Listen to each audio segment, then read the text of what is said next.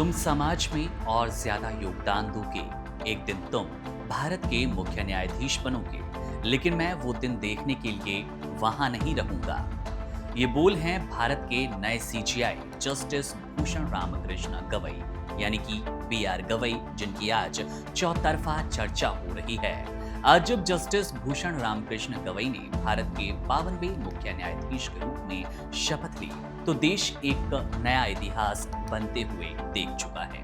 लेकिन इस ऐतिहासिक पल के पीछे एक ऐसी कहानी छिपी है जो केवल उपलब्धियों की नहीं, त्याग, प्रेम और एक पिता के अधूरे सपने को पूरा करने वाले बेटे की एक दिल जीत लेने वाली कहानी है। बहुत ही कम लोग ऐसे हैं जो ये बात जानते हैं कि जस्टिस गवई कभी आर्किटेक्ट बनना चाहते थे।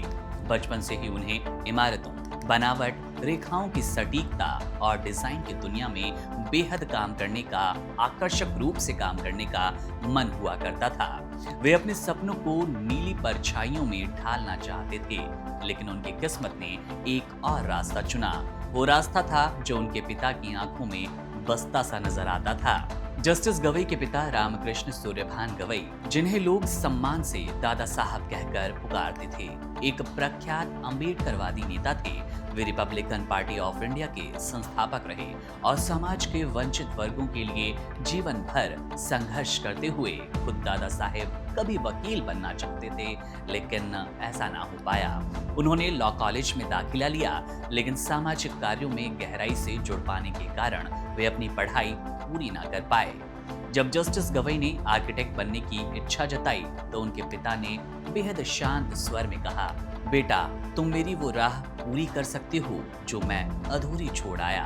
पिता की ये बात जस्टिस गवई के दिल को छू गई। उन्होंने अपने सपनों को एक किनारे रख दिया और नागपुर यूनिवर्सिटी लॉ की पढ़ाई शुरू कर दी। 16 मार्च 1985 को उन्होंने वकील के तौर पर अपने करियर की शुरुआत की।